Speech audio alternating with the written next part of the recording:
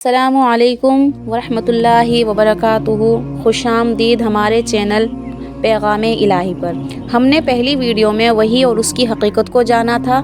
آج ہم نزول وحی کے طریقے، تاریخ نزول القرآن اور سب سے پہلی نازل ہونے والی آیات کو جانیں گے انشاءاللہ۔ آئیے شروع کرتے ہیں۔ رب اشرح لی صدری ویسر لی امری واحلل عقدۃ من لسانی یفقہوا قولی ربی زدنی علما ربی زدنی علما۔ حضور پر نزول وحی کے طریقے۔ وحی در رسالت کا یہ مقدس سلسلہ سرکار دو عالم محمد مصطفیٰ صلی اللہ علیہ وسلم پر ختم ہو گیا۔ اب کسی انسان پر نہ وحی نازل ہوگی اور نہ اس کی ضرورت ہے۔ حضرت محمد مصطفیٰ صلی اللہ علیہ وسلم پر مختلف طریقوں سے وحی نازل ہوئی تھی۔ صحیح بخاری کی ایک حدیث میں حضرت عائشہ فرماتی ہیں کہ ایک مرتبہ حضرت حارث بن حشام نے حضرت محمد مصطفیٰ صلی اللہ علیہ وسلم سے پوچھا کہ آپ پر وحی کس طرح آتی ہے، تو حضور نے فرمایا کبھی تو مجھے گھنٹی کی سی آواز سنائی دیتی ہے اور وحی کی یہ صورت میرے لیے سب سے زیادہ سخت ہوتی ہے۔ پھر جب یہ سلسلہ ختم ہوتا ہے تو جو کچھ آواز نے کہا ہوتا ہے مجھے یاد ہو چکا ہوتا ہے، اور کبھی فرشتہ میرے سامنے ایک مرد کی صورت میں آ جاتا ہے۔ اس حدیث میں آپ نے وحی کی آواز کو گھنٹیوں کی آواز سے جو تشبیہ دی ہے، اس کا مطلب یہ بیان کیا ہے۔ ایک تو وحی کی آواز گھنٹی کی طرح مسلسل ہوتی ہے اور بیچ میں ٹوٹتی نہیں۔ دوسرے یہ کہ گھنٹی جب مسلسل بجتی ہے تو عموماً سننے والوں کو اس کی آواز کی سمت متعین کرنا مشکل ہوتا ہے، کیونکہ اس کی آواز ہر جہت سے آتی محسوس ہوتی ہے، اور کلام الہی کی بھی یہی خصوصیات ہے کہ اس کی کوئی ایک سمت نہیں ہوتی بلکہ ہر جہت سے آواز سنائی دیتی ہے۔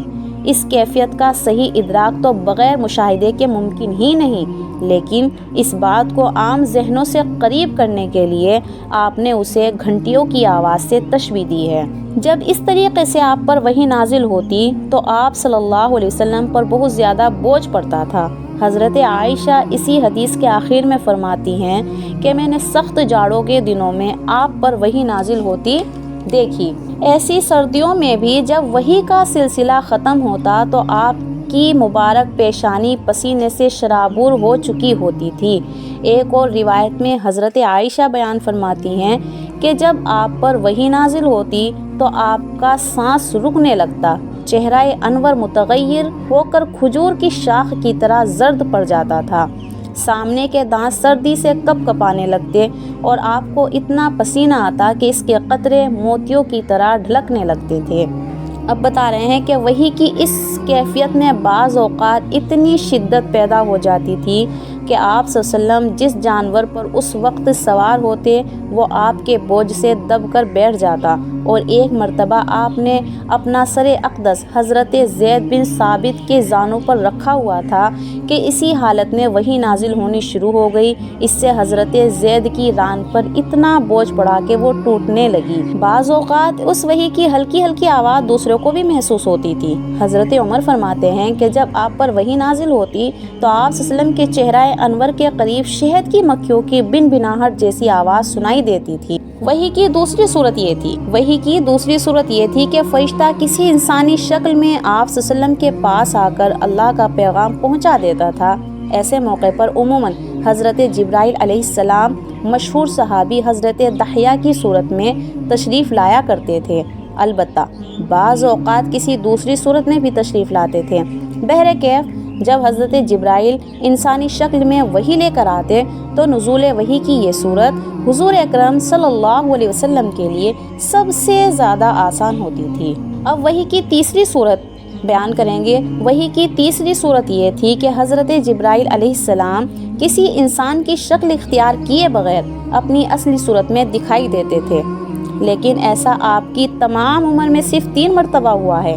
ایک مرتبہ اس وقت جب آپ نے خود حضرت جبرائیل علیہ السلام کو ان کی اصلی شکل میں دیکھنے کی خواہش ظاہر فرمائی تھی، دوسری مرتبہ معراج میں، اور تیسری بار نبوت کے بالکل ابتدائی زمانے میں یعنی مکہ مکرمہ کے مقام ایجاد پر۔ پہلے 2 واقعات تو صحیح سند سے ثابت ہیں، البتہ یہ آخری واقعہ اس کی سند کیا ہے کمزور ہونے کی وجہ سے مشکوک ہے۔ وحی کی چوتھی صورت براہ راست اور بلا واسطہ اللہ تبارک تعالیٰ سے ہم کلامی کی ہے۔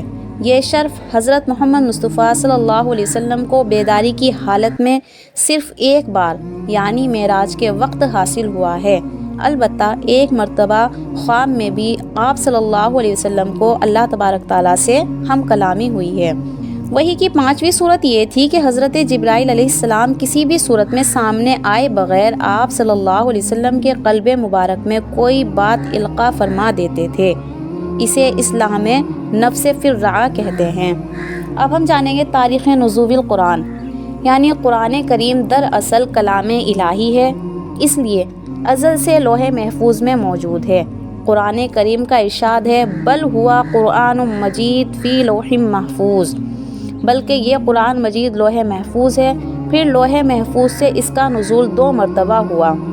کیا کہہ رہے ہیں؟ بل ہوا قرآن مجید فی لوح محفوظ، بلکہ یہ قرآن مجید ہے جو کہ لوح محفوظ میں ہے۔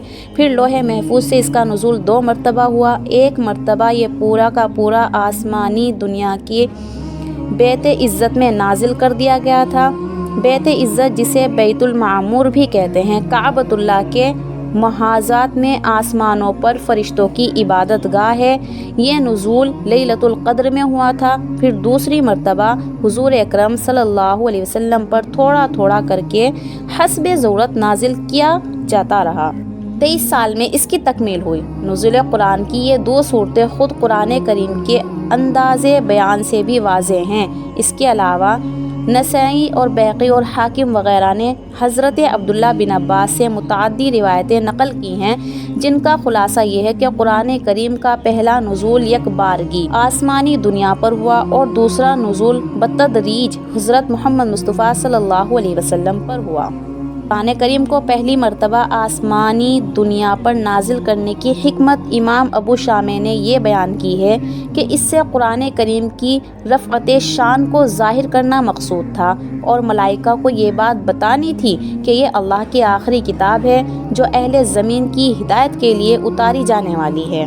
اب شیخ زیر فانی نے یہ نقطہ بھی بیان کیا ہے کہ اس طرح 2 مرتبہ اتارنے سے یہ بھی جتانا مقصود تھا کہ یہ کتاب ہر شک و شبہ سے بالاتر ہے اور حضرت محمد مصطفیٰ صلی اللہ علیہ وسلم کے قلب مبارک کے علاوہ یہ 2 جگہ اور بھی محفوظ ہے، ایک لوح محفوظ میں اور دوسرے بیت عزت۔ اس پر تقریباً اتفاق ہے کہ قرآن کریم کا دوسرا تدریج نزول جو حضور صلی اللہ علیہ وسلم کے قلوب مبارک پر ہوا ہے، اس کا آغاز اس وقت ہوا جب آپ کی عمر 40 سال تھی۔ اس نزول کی ابتدا بھی صحیح قول کے مطابق لیلۃ القدر میں ہوئی ہے اور یہی وہ تاریخ تھی جس میں چند سال بعد غزوہ بدر پیش آیا، لیکن یہ رات رمضان کی کون سی تاریخ میں آتی ہے اس بارے میں کوئی یقینی بات نہیں کی جا سکتی۔ بعض روایتوں سے رمضان کی 17ویں، بعض سے 19ویں اور بعض سے 27ویں شب معلوم ہوتی ہے۔ سب سے پہلے نزول ہونے والی آیات کون کون سی ہیں؟ سب سے پہلے نازل ہونے والی آیت، صحیح قول یہ ہے کہ حضور اکرم صلی اللہ علیہ وسلم پر قرآن کریم کی سب سے پہلی جو آیت اتری وہ سورہ علق کی ابتدائی آیت ہے۔ حضرت عائشہ اس کا یہ واقعہ بیان فرماتی ہیں کہ حضرت محمد صلی اللہ علیہ وسلم پر نزول وحی کی ابتدا تو سچے خوابوں سے ہوئی تھی۔ اس کے بعد آپ صلی اللہ علیہ وسلم کو خلوت میں عبادت کرنے کا شوق پیدا ہوا اور اسی دوران آپ صلی اللہ علیہ وسلم غار حرا میں کئی راتیں گزارتے اور عبادت میں مشغول رہتے تھے، یہاں تک کہ ایک دن اسی غار میں آپ صلی اللہ علیہ وسلم کے پاس اللہ تبارک تعالیٰ کی جانب سے فرشتہ آیا اور اس نے سب سے پہلی بات یہ کہی کہ اقرا یعنی پڑھو۔ حضور نے فرمایا میں پڑھا ہوا نہیں ہوں۔ اس کے بعد خود حضور نے واقعہ بیان کیا کہ میرے اس جواب پر فرشتے نے مجھے پکڑا اور مجھے اتنی زور سے بھینچا کہ مجھ پر مشقت کی انتہا ہو گئی۔ پھر اس نے مجھے چھوڑ دیا اور دوبارہ کہا اقرا۔